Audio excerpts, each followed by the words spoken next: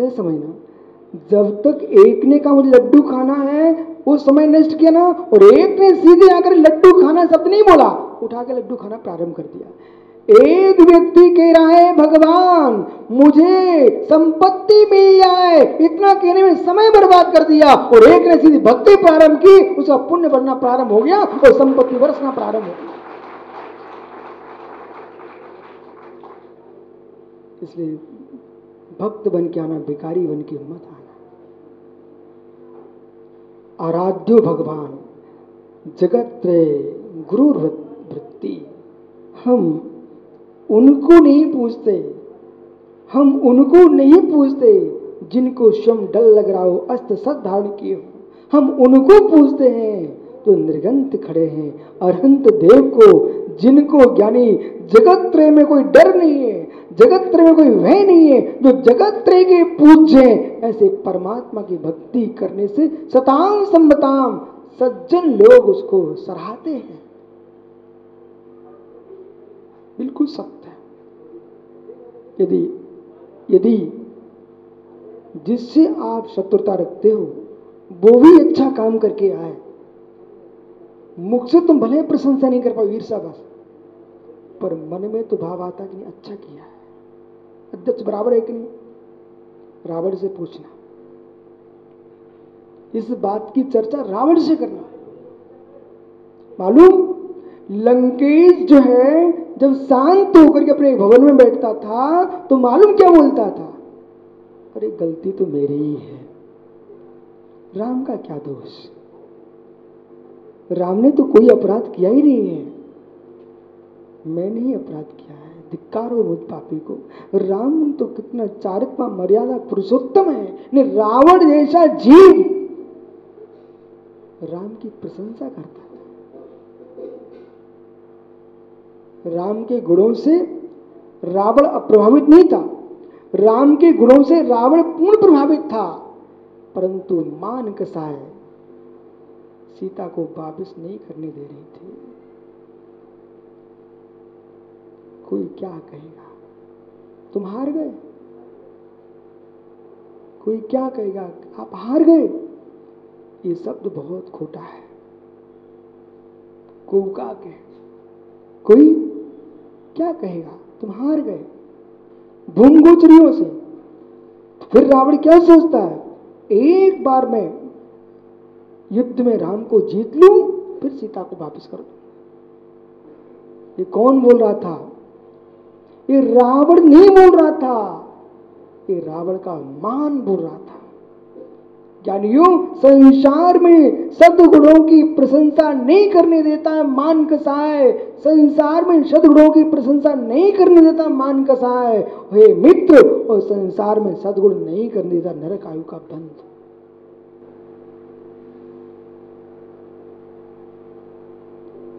क्या हो गया आप लोगों को, कुछ हो गया?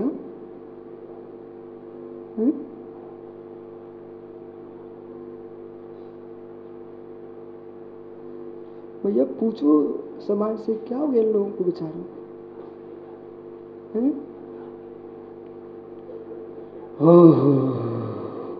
शांत रहने की आदत है, पूछना पड़ेगा मुझे राजू से।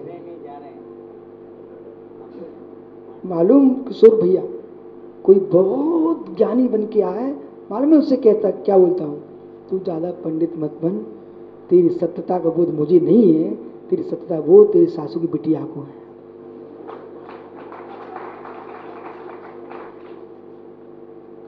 क्या हुआ, सही है ना? है मित्र, जैसे यहां शांत बैठे हो ऐसे घर में शांत होने लग जाओ। माताओं विश्वास रखना, तेरी सासू का बेटा तेरी पूजा करेगा।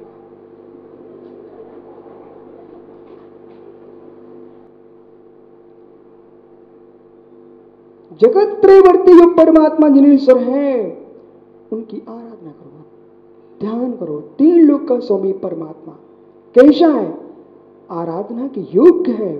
आराध्यो भगवान, तीन लोक का परमात्मा जिनेश्वर आराधना की योग्य है। इसलिए क्लेश तचरण स्मृति, क्या सुंदर व्याख्यान कर रहे हैं रूपक के रूप में। हे मित्र, यदि जो सज्जनों को अविष्ट है ऐसे परमात्मा की भक्ति आप करो, उसमें यदि कोई कष्ट है, क्या लिख रहे हैं आचार्य महाराज, क्लेश किंचित तुमको क्लेश कहीं है तो केवल भगवान के चरणों का स्मरण ही है। समझा रहे बड़े प्रेम से, यदि भगवान की भक्ति करने में यदि आपको क्लेश कहीं होता है तो उनके नाम स्मरण में ही होता है, और कोई क्लेश नहीं है। स्मृति क्षतिरपि प्रवक्ष्यम कर्मणा। भगवान की भक्ति करोगे राजू भाई, भगवान की भक्ति करोगे मित्रों, ज्ञानियों, हैदराबाद के मुमुक्षुओं, परमात्मा की भक्ति करोगे तो बहुत बड़ी क्षति हो जाएगी। क्या हुआ? फिर से कहूं, बिल्कुल नहीं घबराना।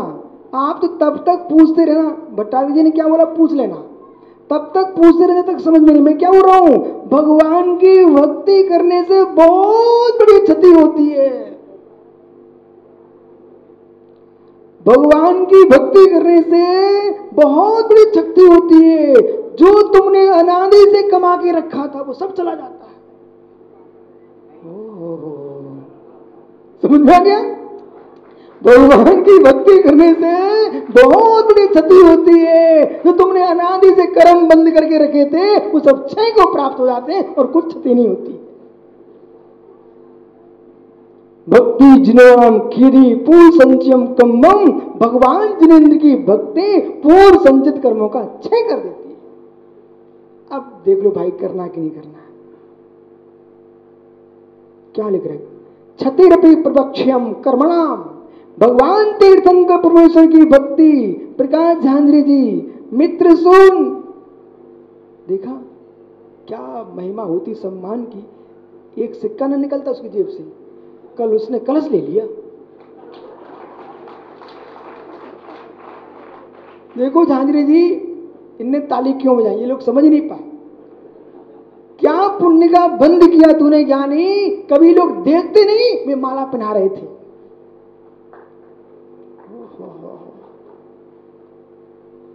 उन्हें समझ में नहीं आता महाराज जी क्या बोलते को। मुमुक्षु गिरधारी भाई,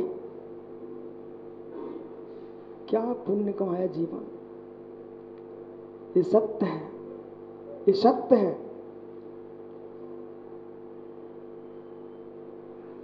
तेल की शीशी, पंडित अब से खड़ा हो जा। मित्र, तेल की शीशी जमीन में गाड़ दे, किस किस को पता रहेगा? तेरे को। मित्र, तेल की शीशी हाथ में लेके जाना और समुद्र में डुबकी मारना और नीचे की सतह में छोड़ देना, किस किस को पता रहेगा? पहले तू ऊपर आएगा कि तेल ऊपर आ जाएगा?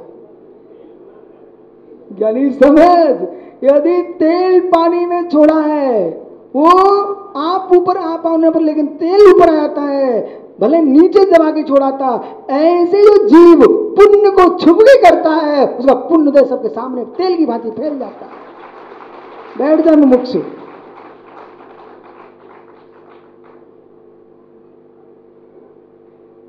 तृणम तृण तुम्रुम काष्ट तेलम जलमुपागतम स्वभावा मूर्त आयाति रेपस्ता धृति गति।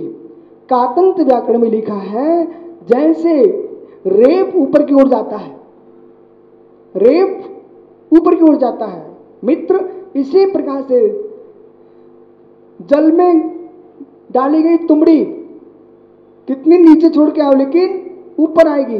जल में छोड़ा गया तृण ऊपर आएगा, जल में डाला गया तेल स्वभाव से ऊपर आता है। ऐसे ज्ञानी छुपके किया गया पुण्य, छुपके किया गया पुण्य अपने आप ऊपर आता है और छुपके किया गया पाप भी अपने आप ऊपर आता है।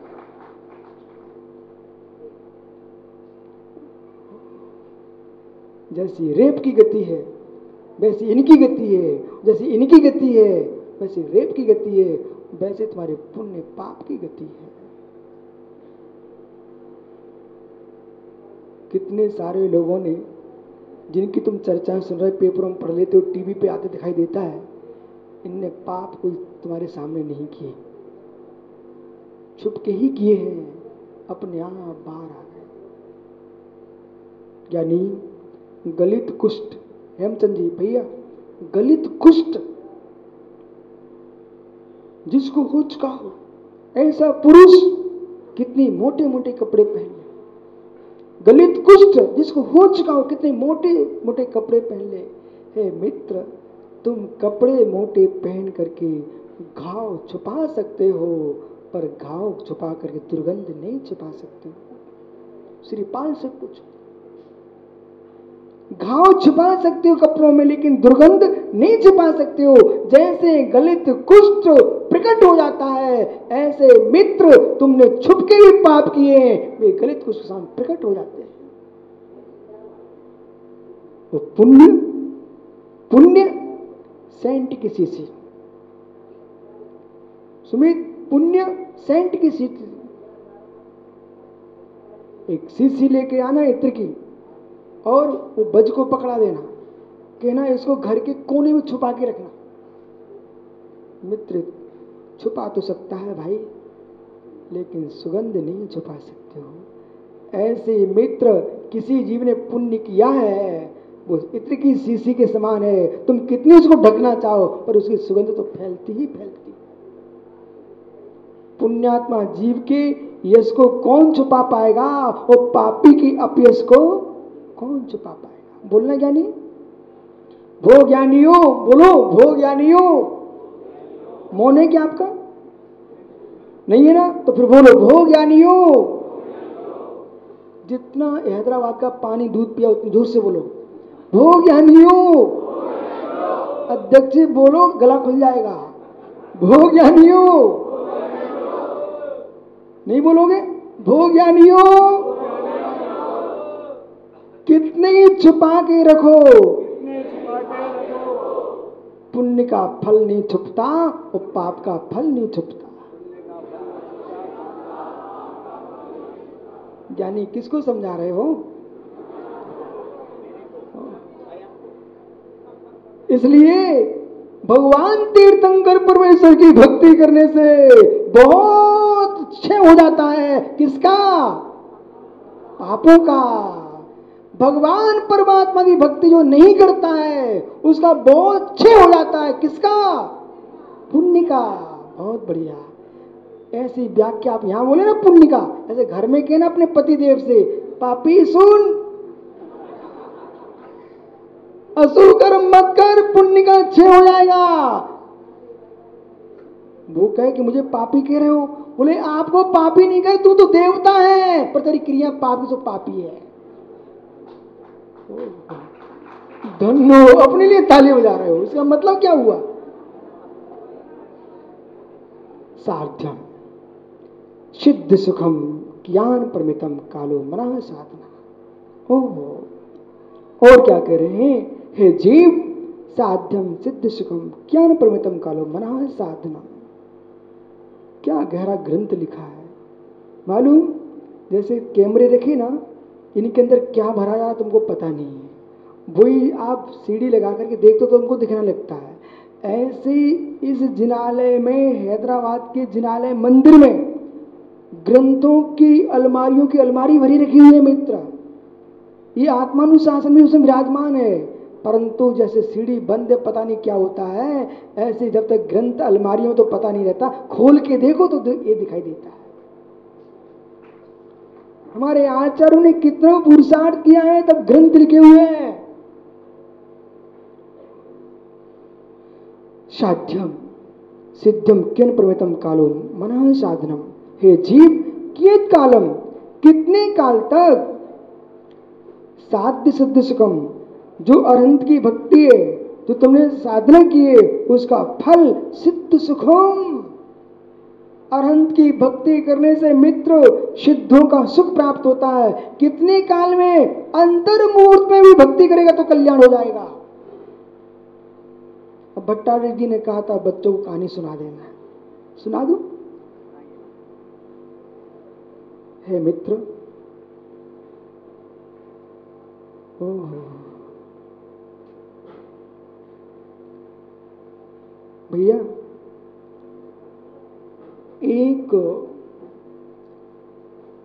माल्यकार की पुत्री, मतलब माली की बेटी श्वेत सागर आई क्या?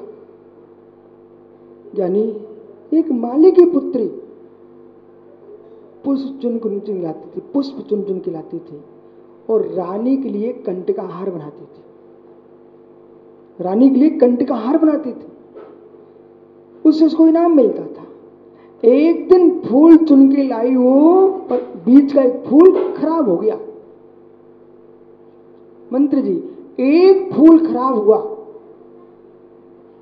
तो सोचती यदि मैंने हार में डाल दिया तो रानी नाराज हो जाएगी।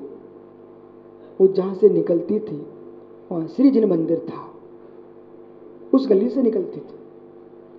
उसने सोचा चलो इन भगवान के दरी पे चढ़ा देता। एक सड़ा फूल उसने कहां चढ़ाया? मंदिर की देरी पर चढ़ा के चली गई, वो आगे बढ़ गई, भगवान को चढ़ाता। एक विकृत पुष्प के चढ़ाने मात्र से वो स्वर्ग में जाकर के देवी बनी, और इतने गजरा पहनाए तो बेचारी कुछ नहीं मिला।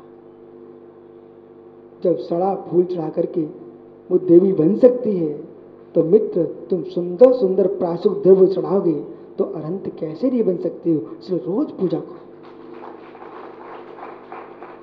पर मंदिर की द्रव्य से नहीं, अपने घर की द्रव्य से। मुहब्बत का चंदन घिस मेरे बंधन।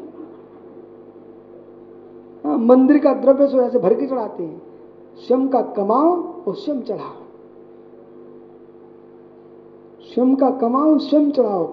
मित्र दूसरे घर का भोजन कर लेना अभिषेक, लेकिन भगवान की पूजा दूसरे के द्रव्य से नहीं करना, अपने द्रव्य से करना। हम इतने निर्बल थोड़ी है कि निर्गंत का दान अरहंत की पूजा हम दूसरे के द्रव्य से करें, अपने द्रव्य से करेंगे, अपनी कमाई से करेंगे। इसलिए क्या लिख रहे हैं? परमित कालमन साधनम सम्यक चिंत्यतु विद्रुम किम वा समाधु बुधा। हे जीव, यदि कुछ समय लगता है, कितना काल लगता है, अंतर्मुहूर्त मात्र में जीव फल को प्राप्त कर लेता है। कैसा? उसका साधन, साधनम कियन पर्वतम कालो मना साधनम। लग ऐसा रहा बहुत सरल लिख रहे हैं, बहुत सरल लिख रहे हैं, लेकिन कितना गुण लिख रहे हैं। इस भक्ति का साधन कौन है? भगवान परमात्मा की भक्ति का साधन कौन है? मना साधना।